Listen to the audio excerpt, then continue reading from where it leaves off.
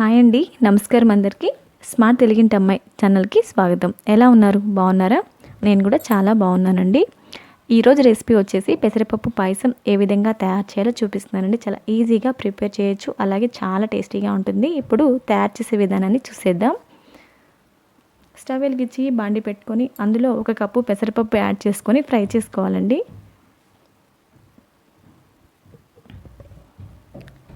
లైట్గా ఫ్రై చేసుకోవాలి, లో ఫ్లేమ్లో పెట్టుకొని. కొంచెం కలర్ మారితే సరిపోతుందండి.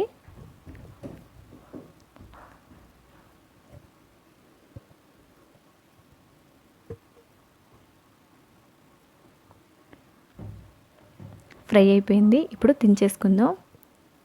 ఒక గిన్నెలోకి తీసుకొని శుభ్రంగా పప్పును కడిగేసిన తర్వాత ఒక 10 మినిట్స్ వరకు నానబెట్టుకోవాలండి. అలా అయితే చాలా త్వరగా ఉడుకుతుంది. ఇలా నానబెట్టుకుందాం.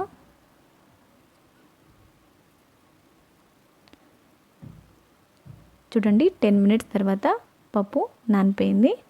ఇప్పుడు పప్పుని ఉడకబెట్టుకోవాలి. ఒక బాండి తీసుకొని అందులో 1 గ్లాస్ వాటర్ని యాడ్ చేసుకొని బాయిల్ చేసుకోవాలండి పప్పుని.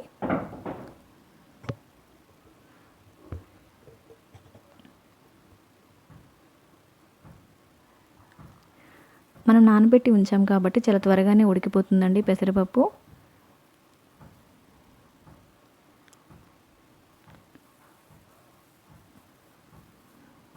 ఇదిగోండి, మధ్య మధ్యలో ఇలా కలుపుతూ ఉండాలి. ఇంకొంచెం ఉడకాలి. ఈలోపు పక్కన వేరే స్టవ్ వెలిగించి గిన్నె పెట్టుకొని అందులో కాజు కిస్మిస్ని ఫ్రై చేసుకుందాం. 2 స్పూన్ ఆయిల్ వేస్తున్నాను.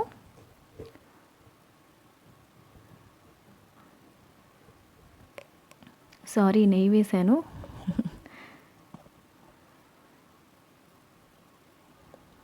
ఇందులోనే కాజు కిస్మిస్ని ఫ్రై చేసుకుందాం.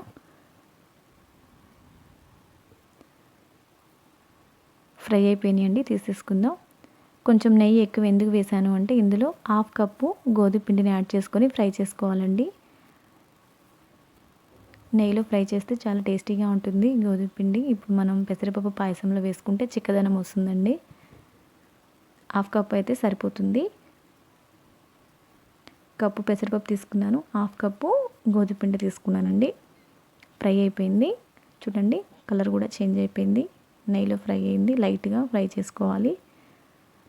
ఈలోపు పెసరపప్పు ఉడికిందేమో చూద్దాం. ఇంకా పప్పు కూడా ఉడికింది చూడండి. ఇప్పుడు ఇందులో బెల్లాన్ని యాడ్ చేసుకుందాం.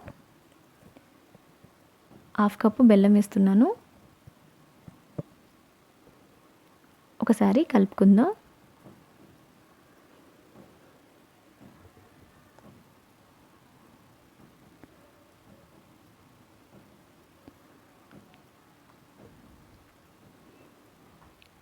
బెల్లం కూడా కరిగింది చూడండి. ఇప్పుడు ఇందులో 1/2 కప్పు పంచదారని యాడ్ చేసుకుందాం.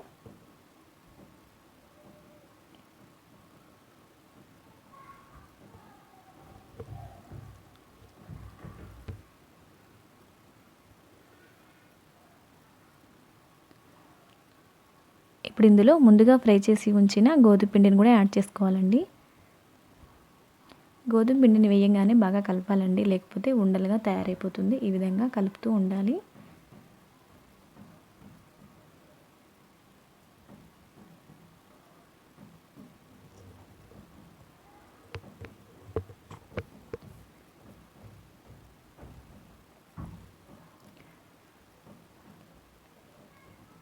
ఇప్పుడు ఇందులో 1 స్పూన్ నెయ్యిని యాడ్ చేసుకుందాం.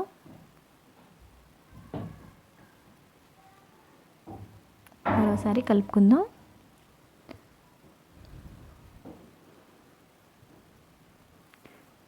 ఇప్పుడు గ్లాస్ పాలని యాడ్ చేసుకోవాలండి. ఇవి కాచి చల్లార్చిన పాలండి, ఎక్కువ వేడి చేయాల్సిన అవసరం ఉండదు. ఒకసారి కలిసేంత వరకు కలుపుకుందాము. ఇంకా బాగా చిక్కగా అనిపిస్తే మీకు ఇంకొంచెం పాలను కూడా యాడ్ చేసుకోవచ్చు.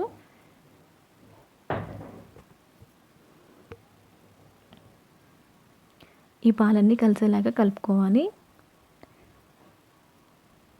చూడండి, ఈ విధంగా ఉండాలి. ఇప్పుడు ఫైనల్గా ఇలాచీ పొడి కూడా యాడ్ చేశాను. చాలా ఈజీగా తయారు చేసుకోవచ్చు, అంతే టేస్టీగా ఉంటుంది. అలాగే సమ్మర్లో కూడా వేడి కూడా కంట్రోల్ అవుతుందండి ఈ పెసరపప్పు పాయసం అనేది, చలువన్నమాట. ఇప్పుడు ముందుగా ఏంచి ఉంచిన కాజు కిస్మిస్ని కూడా యాడ్ చేశాను. పెసరపప్పు చాలా చలువ చేస్తుందండి సమ్మర్లో ఈ పాయసం తింటే, అలాగే చాలా చలువ కూడా.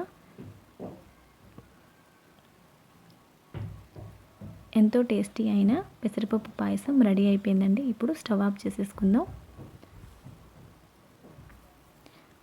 ఫ్రెండ్స్, మీకు నచ్చినట్లయితే ప్లీజ్ ట్రై చేయండి.